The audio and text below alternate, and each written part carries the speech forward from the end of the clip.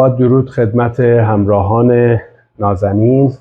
سعادتی شد تا دوباره در خدمت جناب مهندس نووی عزیز، مجموعه گلبرگ و همکاران محترمشون باشیم.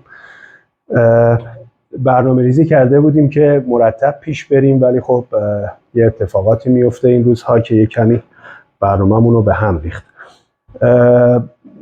چند باقی که این روزها من بازدید رفتم، متاسفانه شاهد انجام کاری توسط کشاورزان و باغداران بودم که بسیار نامناسبه در این زمان و اون استفاده از کود دامیه. ببینید دوستان، قبلا هم چند بار گفتم این موضوع رو.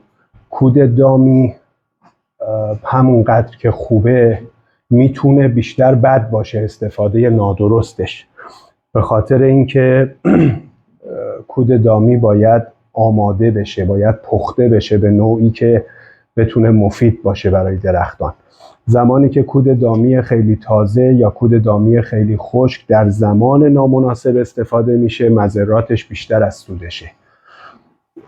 اگر عمری باقی بود برنامه داریم که آماده سازی کود دامی رو یه برنامه‌ای بهش اختصاص بدیم در باقی و بگیم که چطور آماده بشه، ولی الان خارج از زمان به اصطلاح این برنامه هست و فقط خدمتتون میگم که در این زمان دادن کود دامی مناسب نیست به چند دلیل.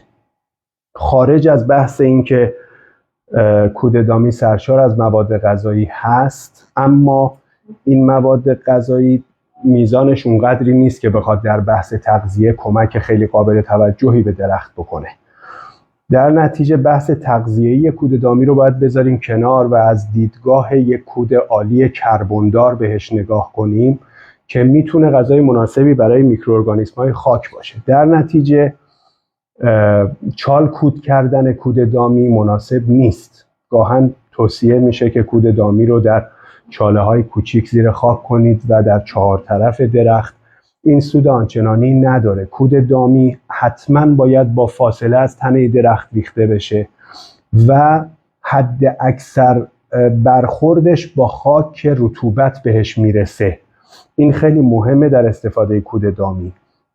و اینکه کود دامی تازه نپوسیده و کود دامی که چندین سال در یه جا دپو شده و خشک شده و به صورت کلوخه در اومده اصلا مناسب نیست برای باغداری.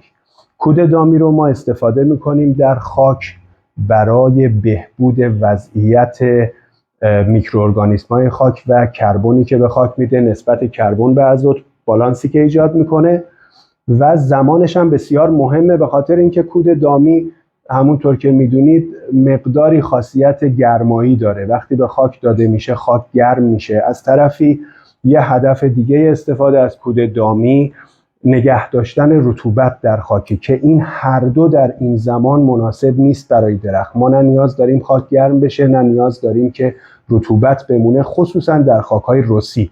بسیار مضر خواهد بود برای درختتون. پس فعلا کود دامی به درختان ندیم تا برج 12 که انشالله تا اون زمان فرصتی بشه ما روش آماده سازی مناسب کود دامی رو خدمتتون بگیم. و برای اینکه طولانی نشه تمومش کنم، گاهی توصیه میشه چالکود بدید این موقع از سال به درخت. استفاده از کودهای زودرها مثل سبیست یا کودهای دیگه شیمیایی اصلا مناسب نیست که این موقع به خاک داده بشه و کاری که الان میتونید بکنید بردو 10 در 1000 بپاشید به درختها که بسیار کمک میکنه برای مبارزه با بیماریهای قارچی و باکتریایی. خیلی متشکرم. روز خوش. خدا نگهدار.